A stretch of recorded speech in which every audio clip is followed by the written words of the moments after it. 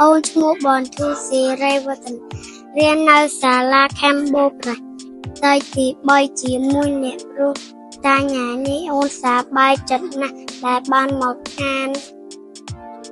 អក្សរចូលនិងអក្សរងងនិងពាក្យងាងីងីងឹងឺងុងូងួងឺងឿងាចេចេជ័យចូលជ័យជុំជួមជះជុះចេះជួចៅងោឆះងុំបំបើងារងាជីតាដាំជីជាន់ដៃជឿគេជំរាបលាលោកគ្រូអ្នកគ្រូនឹងមកពេលទាំងអស់គ្នាបាយ